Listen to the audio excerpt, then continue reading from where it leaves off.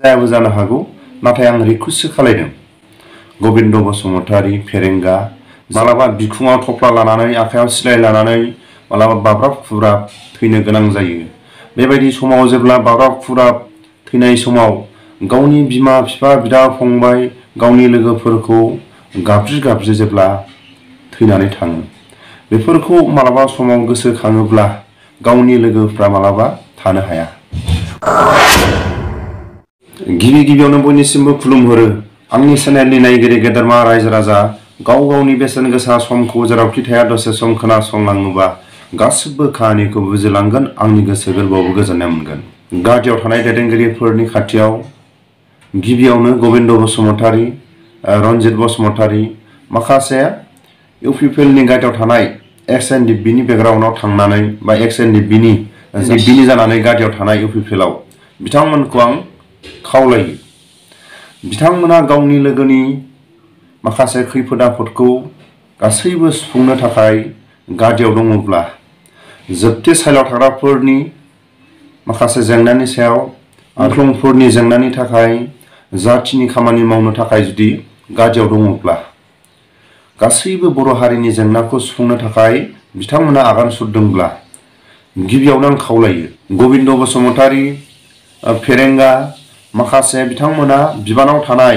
एक्स एनडिएफबिफोर बिबानाव थानाय इउपिपिएलनि गादियाव बिथांमोननि सिगां मोनसे रिकुवेस्ट खालायो जेब्ला एनडिएफबिआ गुबुन गुबुन रायजोआव थानानै गुबुन गुबुन लामा हान्थिनायाव मालाबा समाव आखायाव हाथियार लानानै बिखुङाव थफ्ला लानानै मालाबा आलाय सिलाय गावथार जायो। बेबायदि समाव मालाबा बाब्राब खुब्राब थैयो अब्ला गावनि बिमा बिफाफोरखौ गाबज्रि गाबज्रि थैनाय गावनि लोगोफोरखौ हुब्रा हुब्रा जेब्ला गाबज्रि गाबज्रि बाब्राब खुब्राब थैनो गोनां जायो। बेबायदि एनडिएफबिनि जारिमिनफोरखौ जों बुंनांगोन। बेफोरबायदि अबेबा आलाय सिलाय थैनो गोनां जानाय अबेबा बेसेबांबा गोजौ गोजौ हाजो आलाय सिलाय गाखोनानै मालाबा ओंखाम मोनजाया दै मोनलोङा बेबायदि हाग्रा बंग्रा थानो गोनां जानाय गासैबो सिनारिफोरखौ गोविंद बसुमतारी गिबियावनो आरो फेरेंगा माखासे बिबानाव थानाय एक्स एनडिएफबिनि जायफोर इउपिपिएलनि गादियाव थानाय बिथांमोना मोनसे लाइब्रेरि खालायनो हागोन ना दैदेनगिरिफोरनि खाथियाव रिकुवेस्ट खालायो। जोबथे साइलाव थाग्राफोरनि जेंनानि थाखाय जायफोर गिलु बालु केस गोनां बिथांमोननि थाखाय जुदि जायफोर गादियाव थानाय दैदेनगिरिफ्रा नाजादोंब्ला मुंख्लं नखरफोरनि माखासे खैफोद आफोदनि दुखु दाहाफोरखौ सुफुंनो थाखाय नाजादोंब्ला जाथिनि माखासे खामानिफोरखौ मावनो थाखाय नाजादोंब्ला गासैबो बर' हारिनि जेंनाखौ गादियाव थानानै सुफुंनो नाजादोंब्ला आं रिकुवेस्ट खालायो जायफोर एक्स एनडिएफबिनि बेकग्राउन्डआव थांनाय गिबियावनो बुंनांगोन गोविंद बसुमतारी फेरेंगा आरो माखासे बिबानाव थानाय बिथांमोनखौ आं रिकुवेस्ट खालायो जेब्ला एनडिएफबिआ गुबुन गुबुन रायजोआव थानानै गुबुन गुबुन हाग्रा बंग्रा आलाय सिलाय मालाबा समाव बेमार सेमार जानानै थैगोमानो गोनां जानाय मालाबा सुथुरनि आखायाव आलाय सिलाय लामा हान्थिनायाव थैनो गोनां जानाय जेब्ला बा सोरबाया गावनि मेगनजोंनो गावनि साखाथियावनो मालाबा बाब्राब खुब्राब थैनायफोरखौ नुनो गोनां जायो। बेफोरखौ जों माबोरै एसेबां थाब बावनो गावनि आथिं खाथियावनो बाब्राब खुब्राब थैनाय नुयो बेबायदि गोथैफोरखौ मालाबा गावनि लोगोफ्रा गारनानै खारनो गोनां जायो जेब्ला सुथुरफोरनि गुलि गावनायाव बेबायदि समाव जेब्ला जाय मानसिया गुलि नांजायो बाब्राब खुब्राब बिमा बिफाखौ गाबज्रि गाबज्रि गावनि लोगोफोरखौ गाबज्रिनानै जेब्ला बाब्राब खुब्राब थैयो बेबायदि माखासे जारिमिनफोरखौ जोंनि बर' हारिनि गेजेराव मोनसे लाइब्रेरि खालामनानै दोनोब्ला बे लाइब्रेरिखौनो आं आसा खालामो गोविंद बसुमतारी आरो फेरेंगाया हागोन ना मोनफ्रोमबो एक्स एनडिएफबिनि पिकचारखौ दोननो थाखाय अबेबा भुटानाव केम्प होखारजानाय मालाबा समाव आलाय सिलाय बेमार जानानै थैनाय मालाबा गावनि लोगोखौ आलाय सिलाय हाग्रा बंग्रा बाबथिंनानै बेमारनिफ्राय फोथांनाय मालाबा समाव सुथुरनि गुलि नांजानानै हाग्रा बंग्रा लाबथिंनानै जेब्ला बेबायदि माखासे दुखु दाहा खस्थ'फोरखौ लानो गोनां जानाय गुबुन गुबुन हाजो हालाफ्राव माइरं बाखोनाय जिखुनु जाया जेंनाफोरनि सायाव जिखुनु जाया दुखु दाहाफोरनि सहायबोनायफोरखौ जुदि लाइब्रेरि थायोब्ला माखासे बर' हारिनि गेजेराव एक्स एनडिएफबिफोरनि जारिमिनखौ लिरग्रा बहुत मानसि ओंखारगोन। मानो होनोब्ला जायफोर एक्स एनडिएफबि फोरनि नखरनि मुंख्लं जानाय बिदा फंबाय जाथि खुरमाफ्राबो लेखा गोरोंफोर दं। गासैबो जारिमिनखौ लिरनो हायाबाबो माखासे सुंद' माखासे जारिमिनफोरखौ लिरनानै माखासे गुबुन गुबुन हादोराव थानाय लामा हान्थिनाय, दै बारनाय, जिखुनु जाया हरखाबै जाथाय जानाय बेफोरबायदि सावगारिफोरखौ एनडिएफबिनि लाइब्रेरियाव दोनोब्ला बर'नि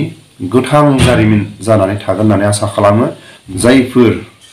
इउपिपिएलआव थानाय एक्स एनडिएफबिनि बेकग्राउन्डआव थांनाय साफ्रोमबो लोगो नांनानै जुदि बेबायदिखौ नाजालाङोबा बिथांमोना उननि समफ्राव आरो गादियाव थाफिननायखौ जोङो नुहुरो। नाथाय बिथांमोना जेरै गादियाव थानानै एक्स एनडिएफबिफ्रा बै समाव एखे मावनो थानाय, एखे लामाजोंनो थाबानाय, एखे थोरसियावनो ओंखाम जानाय, जिखुनु जाया खैफोद आफोदाव गावनि लोगोखौ बानाय, गावनि लोगोखौ मालाबा समाव दै दौनाय बेफोरबायदि अनलायनानै जेब्ला फैनाय जारिमिनफोरखौ दिनै मा खालामदों? जायफोर राजनितिक गादियाव थानाय दैदेनगिरिफ्रा गावनि लोगोखौ नायलायनो हायै, सैलायनो हायै बेबायदि खालायनानै दोननाया बर' हारिनि गेजेराव दुखुनांथाव। बेखौनो आसा खालामो जेब्ला हाग्राबारियाव थानाय समाव गावनि लोगोआ जेब्ला लोमजायो साजायो बेबायदि समाव ओंखाम दौनाय, मालाबा समाव दै गुदुंजों थुखैनाय, जिखुनु जाया खैफोद आफोदाव गावनि लोगोफ्रा अनलायनानै जेब्ला सोलिबोदोंमोन, जेरैबायदि गावनि बिमा बिफानि अननायनिफ्राय जानगाराव थानाय समाव गावनि लोगोफ्रानो बिमा बिफा बिदा फंबाय गासैबो अनलायनानै जेब्ला अनलायबोदोंमोन, बेफोरखौ बोरै एक्स एनडिएफबिनि दैदेनगिरिफ्रा गादियाव थानानै थुख्रा खालायनानै गोसोआव माब्रै गोजोननाय मोनखो? बेखिनि भिडिअखौ आं लाना फैदोंमोन आंनि चेनेलनि नायगिरिफोरनि खाथियाव आं सोंलु खालामो। जेब्ला एक्स एनडिएफबिफ्रा गुबुन गुबुन जायगायाव थानाय समाव अनलायनानै बर' हारिनि जेंनाखौ सुफुंनो थाखाय सोमावसारबोदोंमोन, दिनैनि समाव राजनितिक दैदेनगिरिफ्रा थुख्रा खालायनानै गावनि लोगोखौ जेब्ला बाबोदोंमोन, अनबोदोंमोन, अबेबा समाव गावनि लोगोनि ओंखाम जानो हायैयाव ओंखाम दौबोदोंमोन, दै दौबोदोंमोन, दिनैनि समाव जाय मानसिया अनजाग्रायाबो गावनि लोगोजोंनो माथो होलायै थांलायै बेबायदिखौ सोर जाहोदों? एक्स एनडिएफबिनि जायफोर इउपिपिएलनि गादियाव थानाय दैदेनगिरिफ्रा बेबायदि थुख्रा खालायनानै दोननाया बेसेबां दुखुनांथाव। उननि टाइमाव खौसे जाफिनगोन होननानै आसा खालामो आरो बर' हारिनि गेजेराव माखासे गावजों गाव सोंखारिलायनायफोरखौ जुदि राजनितिकनि माखासे डायलगफोरखौ जुदि खम खालायोबा बर' हारिनि गेजेराव अनलायनाया अरायसम फैफिनगोन होननानै आसा खालामो। बेसेबांबा गिथाव बाथाव खैफोद आफोदनिफ्राय एनडिएफबिया मालाबा समाव खैफोदाव गोलैबोदों, मालाबा समाव खैफोदनिफ्राय उदां जाबोदों, मालाबा समाव गिलु बालु दैखौ बारनानै थांनो गोनां जादों, मालाबा बेसेबांबा जेरै हिन्दी फिल्मफ्राव जोङो नायोब्ला नुयो बेसेबांबा हाजो गोजौनिफ्राय बारजुमनानै खारनो गोनां जानाय, बेसेबांबा गोजौ वालखौ बारनानै खारनो गोनां जानाय, जिखुनु जाया गिथाव बाथाव गुलि गावनायनिफ्राय खारग'नाय बेबायदि जेंनाफोरखौ एक्स एनडिएफबिनि सोद्रोमाफ्रा मोनबोदों। बेफोरखौनो आं आसा खालामो जिखुनु जाया समाव गबिन्द बसुमतारी आरो फेरेंगाया मोनसे लाइब्रेरि खालायनानै दोननो हायोब्ला, गबिन्द बसुमतारी आरो फेरेंगाया बर' हारिनि गेजेराव समायना एक्स एनडिएफबिफोरनि थाखाय लाइब्रेरि खालायोब्ला बयबो बै समाव दुखु दाहा जेब्ला हाग्रा बंग्रा थानाय समफोरखौ मालाबा लोगो हमलायनानै मोजां गाज्रि सावरायलायनो हानाय मोनसे सुबिदा थायो आरो जायफोर लेखा गोरोंफ्रा जारिमिन लिरनानै बे लाइब्रेरिफ्राव दोननो हायो बेफोरखौ उन जोलैनि गथ'फ्रा जाहाथे फरायनानै जाहाथे मोनलाङो। बेनि थाखायनो आसा खालामो आं जायफोर गादियाव थानाय दैदेनगिरिफ्रा बयबो नाजानानै एक्स एनडिएफबिफोरनि समायना रमायना बर' हारिनि गेजेराव लाइब्रेरि खालायो आरो मुंख्लंफोरनि आलाय सिलाय गावथारजानाय मोनफ्रोमबो सिनारिफोरखौ लाइब्रेरियाव दोननो थाखाय आसा खालामो। बेफोरखौनो आसा खालामो आं